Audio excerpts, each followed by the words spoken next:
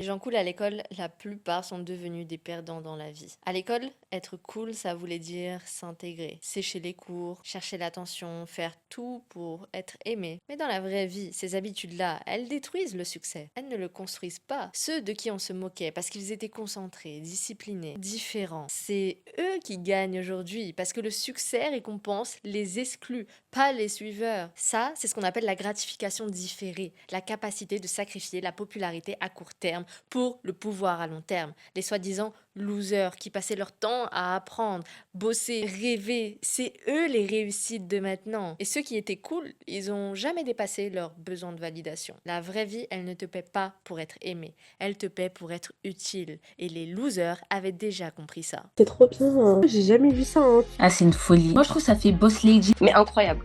J'aime trop. Je crois que je veux dire que j'aime trop. Moi qui vraiment, j'en ai payé des formations et j'ai eu des trucs. Honnêtement, non, ça a jamais été fait. Oh non, je suis choquée. Ça va être l'application numéro 1 cette année. L'appli a l'air incroyable, vraiment. Mais c'est complètement ce qu'il faut en fait. J'ai tout sur ton application, je vais pouvoir tout faire. C'est tellement... Ah là, en plus entre femmes. Non, moi c'est un 10. J'ai vraiment trop aimé. Mais en fait, vous avez fait une application qui regroupe Snap, Insta, Duolingo et Notes. C'est une folie. Là, il y a tout, parce qu'il y a une communauté, il y a des personnes avec qui tu auras l'habitude de parler. Je suis une personne assez introvertie et j'ai du mal à aller vers les gens, faire du réseau, etc. Je trouve que ce genre d'application, ça peut aussi aider les personnes qui sont un peu introverties comme moi à se faire des contacts. C'est même pas un travail fait à moitié ou quoi. C'est une dinguerie ce que vous avez fait. Non, c'est stylé. Et même, il n'existe pas un réseau social 100% femme déjà. Une fois tu vas lancer, tu auras une cliente, qui est moi.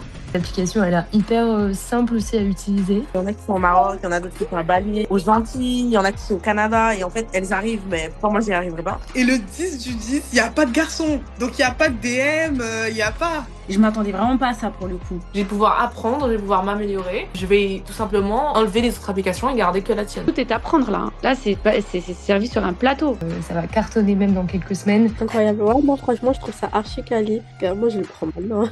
Il est où?